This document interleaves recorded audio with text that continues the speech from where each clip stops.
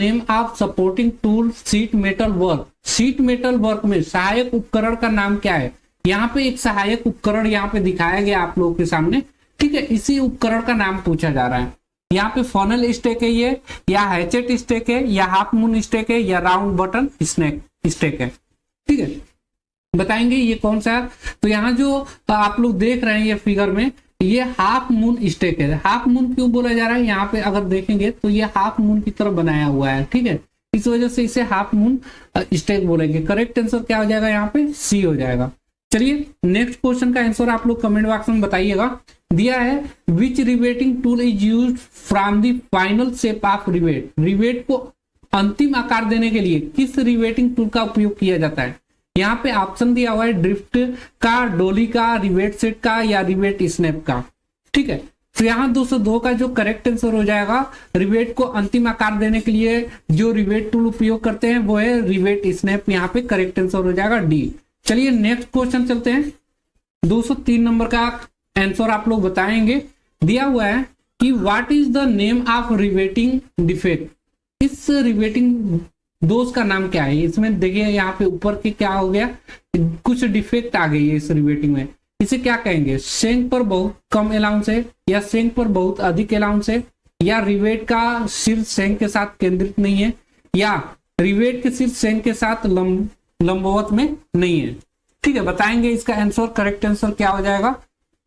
देखिए इसका जो करेक्ट आंसर हो जाएगा वो सेंक पर बहुत अधिक अलाउंस होने के कारण ये डिफेक्ट आ गया है ना। चलिए नेक्स्ट क्वेश्चन पे चलते हैं। 204 नंबर दिया हुआ है name the tool use to make the fluid tight joint in riveting. Riveting में फ्लूट टाइट ज्वाइंट बनाने के लिए प्रयुक्त टूल का नाम बताइए। फ्लूट टाइट का मतलब यहाँ पे क्या है कि कोई भी बर्तन अगर हम ज्वाइंट बनाते हैं, अगर उसमें फ्लूइड यानी कि कोई द्रव रखते हैं तो वो बाहर ना निकले, ठीक है, उसमें से लीक ना हो, उसकी ज्वाइंट बनाने के लिए जो टूल उपयोग करेंगे वो क्या है? ड्रिफ्ट है, या रिवेट स्नैप है, या फर्लिंग टूल है, या कॉकिंग टूल है, ठीक है। तो यहाँ 204 का करेक्ट आंसर क्या हो जाएगा? फर्लिंग टूल से यहाँ पे करेक्ट आंसर हो जाएगा। चलिए नेक्स्ट क्वेश्चन पढ़ते हैं 205 नंबर के।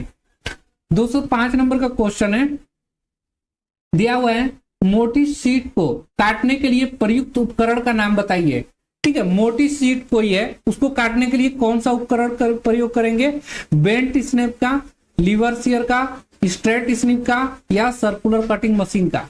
तो यहाँ जो बिल्कुल करेक्ट आंसर हो जाएगा वो है लीवर सीयर, करेक्ट आंसर हो जाएगा। लीवर सीयर के द्वारा ही मोटी शीट को काटने के लिए उपयोग में लाया जाता है। चलिए 206 नंबर का आंसर बताएंगे आप लोग। दिया हुआ है तीखे मोड़ शार्प बेंड बनाने के लिए किस स्टेक का उपयोग किया जाता है, ठीक है। यहाँ पे फनेल स्टेक का उपयोग किया जाता है, हैचेट स्टेक का, या हाफ मून स्टेक का, या बिग आयरन का, ठीक है। तो तीखे और मोड़ यानी कि शार्प बेंड बनाने के लिए जो स्टेक हम लोग उपयोग में लाते हैं वो है हैचेट स्टेक, ठीक है। ये देखिए ये 7वें नंबर का क्वेश्चन का आंसर बताएंगे आप लोग। दिया हुआ है what is the name of stake. इस स्टेक का नाम बताना है। ये स्टेक कौन सा स्टेक है? यहाँ पे आप लोग देखेंगे ये एक फनेल की तरह बना हुआ है, तो ये क्या हो जाएगा? ये एक फनेल के आकार में बना हुआ है, तो ये फनेल स्टेक है। करेक्ट आंसर सी हो जाएगा। चलिए नेक्स्ट क्वेश्चन देखते हैं। 208 नंबर आपके सामने दिया हुआ है टीन की चादरों को सोल्डरिंग के लिए किस फ्लक्स का उपयोग किया जाता है? रेजिन का, पेस्ट का, जिंक क्लोराइड का, या अमोनियम क्लोराइड का, ठीक है। तो यहाँ कौन सा इस्तेमाल में करते हैं हम लोग? 208 का करेक्ट आंसर क्या हो जाएगा? जिंक क्लोराइड, करेक्ट आंसर हो जाएगा जिंक क्लोराइड, ठीक है। यानी कि जिंक क्लोराइड है, ये टीन की चादरों को सोल्डरिंग के लिए फ्लक्स का उपयोग किया जाता है ना। किस फ्लक्स का? तो जिंक क्लोराइड फ्लक्स का इस्तेमाल करते हैं टीन की चादरों को सोल्डरिंग के लिए। अगला क्वेश्चन आएंगे 209 नंबर का, देखेंगे दिया हुआ है रूफिंग और पैनलिंग के लिए शीट धातु के जोड़ में किस सिम का उपयोग किया जाता है? लैप सिम का, डबल सिम का, ग्रुप सिम का, या डबल ग्रुप सिम का। तो यहाँ जो करेक्ट आंसर हो जाएगा 209 का वो हो जाएगा डी, यानी कि डबल ग्रुप सिम का करेक्ट आंसर हो जाएगा। नेक्स्ट क्वेश्चन देखेंगे आप लोग 210 नंबर का। दिया हुआ है what is the rivet interference. Rivet interference क्या है? ए ऑप्शन दिया हुआ है चादर की मोटाई, बी दिया हुआ है रिवेट का व्यास, सी दिया हुआ है हेड बनाने के लिए, और चौथा ऑप्शन दिया हुआ है रिवेटिंग के लिए आवश्यक कुल रिवेट की लंबाई। तो यहाँ जो करेक्ट आंसर हो जाएगा, देखिए रिवेट इंटरफेस क्या होता है, तो वो होता है हेड बनाने के लिए जो लंबाई इस्तेमाल करते हैं वो वही होता है रिवेट इंटरफेरेंस। करेक्ट आंसर क्या हो जाएगा, सी हो जाएगा। चलिए नेक्स्ट क्वेश्चन बढ़ते हैं। 211 नंबर दिया है, एक्स के रूप में चिन्हित छेद का उद्देश्य क्या है। यहाँ पे एक्स के रूप में आप लोगों को दिखाया गया है, इसका उद्देश्य क्या है, ठीक है। यहाँ पे अरेस्ट द क्रैक, या यानी क्रैक को बंद करने के लिए दिखाया गया है, या आसानी से बेंड करने के लिए, या अच्छी उपस्थिति बनाए रखने के लिए, या सिरों के बीच निकासी की अनुमति देने के लिए। देखिए तो यहाँ जो करेक्ट आंसर हो जाएगा वो है अरेस्ट द क्रैक, यानी कि क्रैक को बंद करने के लिए यहाँ पे जो छेद दिखाया गया है इसका उद्देश्य है क्रैक को बंद करने के लिए दिखाया गया है। नेक्स्ट क्वेश्चन देखेंगे 212 नंबर दिया है, दोषपूर्ण रिवेटिंग के क्या कारण है।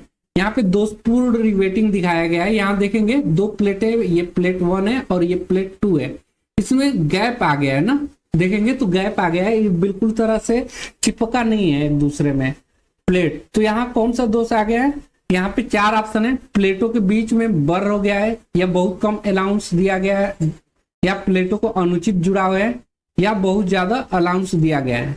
करेक्ट आंसर बताएंगे। करेक्ट आंसर यहाँ पे देखेंगे प्लेट की जो है अनुचित जुड़ाव हुआ है ना, improper joint of plate, correct answer हो जाएगा।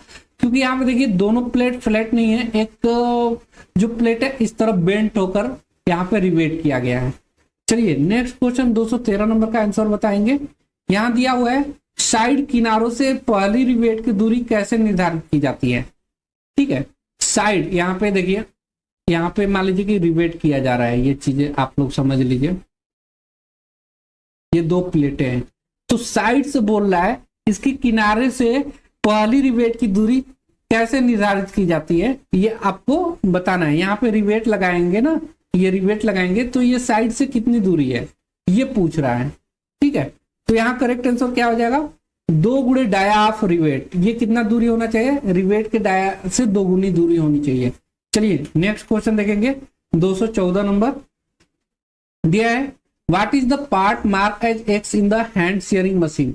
एक हैंड शेयरिंग मशीन यहाँ पे दिखाया गया है और यहाँ पे एक्स रूप में एक चिन्हित पार्ट का नाम आपको बताना है। ये क्या है, क्लैंप है, लीवर आर्म है, लोअर ब्लेड है, या अपर ब्लेड है। तो देखिए नीचे वाला क्या होता है, ये नीचे वाला ब्लेड जो है ये लोअर ब्लेड कहलाता है, और ऊपर वाला ये ब्लेड, ये वाला, ये कौन सा ब्लेड है, तो ये अपर ब्लेड है। लेकिन यहाँ पे जो करेक्ट आंसर हो जाएगा 214 का, वो क्या है, अपर ब्लेड है। ये क्या है, अपर ब्लेड, ऊपर वाला ब्लेड ही दिखाया गया है अपर ब्लेड, नीचे वाला ब्लेड दिखाया गया तो ये होता है लोअर ब्लेड। चलिए नेक्स्ट क्वेश्चन देखेंगे 215 नंबर दिया हुआ है, शीट मेटल वर्क में स्टेक का क्या लाभ है। स्टेक, शीट मेटल वर्क में स्टेक जो होता है उसका क्या है, तेज करने के लिए प्रयोग करते हैं, सहायता प्रदान करने के लिए, या रेस्ट ऑफ वर्कपीस के लिए, या उपकरणों को नुकसान से बचाए रखने के लिए स्टेक का इस्तेमाल करते हैं शीट मेटल वर्क में। तो करेक्ट आंसर यहाँ पे क्या हो जाएगा, तो ये हो जाएगा जो स्टेक शीट मेटल में स्टेक उपयोग में लाते हैं ना, उसका लाभ है सहायता प्रदान करने के लिए, सपोर्टिंग के लिए, करेक्ट आंसर हो जाएगा। नेक्स्ट क्वेश्चन देखेंगे 216 नंबर, ठीक है। 216 नंबर का आंसर बताएंगे, दिया हुआ है रिवेटिंग में एक्स के रूप में चिन्हित उपकरण का नाम बताना है। यहाँ पे एक्स के रूप में चिन्हित उपकरण का आपको नाम बताना है। ये क्या है, ये डोली है, या रिवेट सेट है, या फोल्डिंग टूल है, या कॉकिंग टूल है, ठीक है। क्या है ये, तो ये एक कॉकिंग टूल है। करेक्ट आंसर यहाँ पे क्या हो जाएगा, डी हो जाएगा। यहाँ पे एक्स के रूप में जो दिखाया गया ना, ये कॉकिंग टूल है। अगला क्वेश्चन देखेंगे 217 नंबर दिया है कि इस रिवेटिंग में क्या दोष है। देखिए यहाँ पे एक प्रकार का दोष आ गया है, यहाँ पे देखेंगे तो इसका यहाँ पे सिरा काफी अच्छा बना है और यहाँ पे सिरा काफी पतला बन गया है। तो इसमें कौन सी दोष आ गई है, चलिए ऑप्शन को पढ़ लेते हैं। बहुत कम अलाउंस, प्लेटों के बीच में बर, प्लेट में छेद लाइन में नहीं है, या रिवेटिंग बॉडी लंबवत नहीं है। तो 217 का जो करेक्ट आंसर हो जाएगा वो है बहुत कम अलाउंस। करेक्ट आंसर हो जाएगा बहुत कम अलाउंस, टू लिटिल अलाउंस यहाँ पे दिया गया है ना, देखेंगे तो काफी कम अलाउंस दिया गया है। अगला क्वेश्चन 218 नंबर का क्वेश्चन देखेंगे, आपके सामने है, दिया हुआ है रिवाइज एज प्लेट को दबाकर द्रव तंग संयुक्त बनाने के लिए किस उपकरण का उपयोग किया जाता है। डोली का, ड्रिफ्ट का, कॉकिंग टूल का, फर्लिंग टूल का। तो यहाँ जो करेक्ट आंसर हो जाएगा वो डी ऑप्शन सही हो जाएगा। फुलरिंग टूल का इस्तेमाल हम लोग किस लिए करते हैं, तो रिवाइज एज प्लेट को दबाकर द्रव तंग संयुक्त बनाने के लिए हम लोग फुलरिंग टूल का यानी कि उपकरण का इस्तेमाल करते हैं।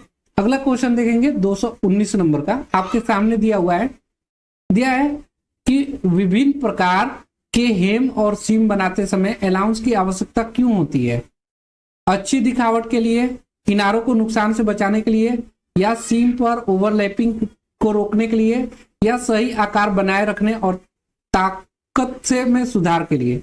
तो करेक्ट आंसर यहाँ पे आपका क्या हो जाएगा, तो देखिए हेम और सीम बनाते समय अलाउंस की आवश्यकता क्यों होती है, तो उसको सही आकार बनाए रखने के लिए, ताकत में सुधार के लिए। करेक्ट आंसर हो जाएगा डी। चलिए नेक्स्ट क्वेश्चन देखेंगे 220 नंबर, आपके सामने है, दिया है जोड़ और शोल्डर के लिए कौन सी धातु की सीट सबसे आसान है। ठीक है, जोड़ और शोल्डर के लिए कौन सी धातु की सीट सबसे आसान है, tin plate, lead, galvanise iron या स्टेनलेस शीट। तो यहाँ जो करेक्ट आंसर हो जाएगा 220 का, वो कौन सा सही हो जाएगा, वो हो जाएगा टिन प्लेट। करेक्ट आंसर हो जाएगा ए। चलिए नेक्स्ट क्वेश्चन देखते हैं 221 नंबर का, दिया हुआ है शीट मेटल के काम में कौन सी धातु बहुत नरम और भारी होती है। तो शीट मेटल के काम में कौन सी धातु बहुत नरम और भारी होता है, लीड होता है, काला आयरन, काला लोहा होता है, ब्लैक आयरन होता है, या एल्युमिनियम होता है, या कापर शीट होती है। तो 221 का जो करेक्ट आंसर हो जाएगा, शीट मेटल काम में जो धातु बहुत ही नरम और भारी होती है वो है लीड। करेक्ट आंसर यहाँ पे ए हो जाएगा। नेक्स्ट क्वेश्चन देखेंगे 222 नंबर का, दिया है कि कौन सी धातु की शीट पानी और मौसम के संपर्क को झेल सकती है। ठीक है, black iron, copper sheet, stainless steel sheet, stainless sheet यहाँ पे दिया हुआ है, या गैल्वेनाइज आयरन। तो करेक्ट आंसर 222 का बिल्कुल आप सभी का करेक्ट आंसर आ जा रहा है। गैल्वेनाइज जो यानी कि जस्ता रही जो जस्ता लोहा होता है, वो शीट जो होती है वो पानी और मौसम के संपर्क को झेल सकती है। चलिए 223 नंबर, देखिए आप बिल्कुल 460 क्वेश्चन कर लीजिए, आपका एग्जाम जो है ना बिल्कुल 100 में 100 फीटर थ्योरी में लाएंगे। बिल्कुल आंख बंद करके उम्मीद से ये जितने भी क्वेश्चन करा रहे हैं ना, आप एक बार दो बार रिवीजन कर लीजिएगा, बिल्कुल आप लोगों को कंठस्थ हो जाएगा, याद हो जाएगा। यहाँ पे मैं ज्यादा डिटेल नहीं बता रहा हूँ क्योंकि 460 क्वेश्चन कराने हैं आप लोगों को और एग्जाम बिल्कुल पास आ गया है। चलिए नेक्स्ट क्वेश्चन देखते हैं 223 नंबर, दिया हुआ है what is the purpose of drift in riveting operation. Riveting operation में ड्रिफ्ट का उद्देश्य क्या है।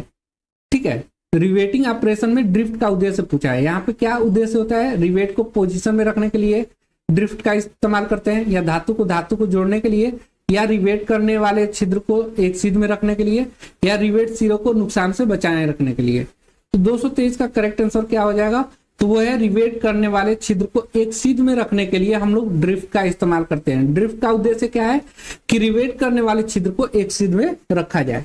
नेक्स्ट क्वेश्चन देखेंगे 224 नंबर, दिया हुआ है रिवेट में एक्स के रूप में चिन्हित टूल का नाम बताना है। यहाँ पे एक्स के रूप में चिन्हित जो टूल दिया हुआ है ये इसी का नाम बताना है। ये क्या है, ड्रिफ्ट है, रिवेट स्नैप है, कॉकिंग टूल है, या फुलरिंग टूल है। तो यहाँ जो करेक्ट आंसर हो जाएगा, यहाँ पे जो टूल्स दिखाया गया है ये रिवेट स्नैप, करेक्ट आंसर हो जाएगा बी। ठीक है, चलिए नेक्स्ट सॉरी डी ऑप्शन हो जाएगा। यहाँ पे मैं इसको मिटा दे रहा हूँ। देखिए ये मैं ऑलरेडी आप लोगों को क्वेश्चन में करा दिया था, तो यहाँ कौन सा आंसर सही हो जाएगा, तो ये जो होगा वो फोल्डिंग टूल होगा। क्या हो जाएगा, फोल्डिंग टूल यहाँ पे करेक्ट आंसर हो जाएगा। ध्यान से उत्तर गया है। चलिए नेक्स्ट क्वेश्चन देखेंगे, सही कर लीजिएगा। एक्स ये जो टूल्स दिखाया गया है ये कौन सा टूल्स है, फोल्डिंग टूल्स है। चलिए 225 नंबर का आंसर आप लोग बताएंगे। यहाँ पे दिया हुआ है कि कौन सा हथौड़ा रिवेटिंग के लिए उपयुक्त है। कौन सा हथौड़ा रिवेटिंग के लिए उपयुक्त है, plastic hammer, ball pin hammer, cross pin hammer, straight pin hammer. देखिए हथौड़ा जो रिवेटिंग के लिए उपयोग में लाया जाता है, कौन सा हथौड़ा रिवेटिंग के लिए उपयुक्त है, तो रिवेटिंग के लिए जो उपयुक्त हैमर होता है, हथौड़ा होता है, वो बॉल पिन हैमर होता है। करेक्ट आंसर बी हो जाएगा। बॉल पिन हैमर जो होता है ये रिवेटिंग के लिए उपयुक्त हथौड़ा होता है। तो 225 क्वेश्चन हम लोग कर लिए।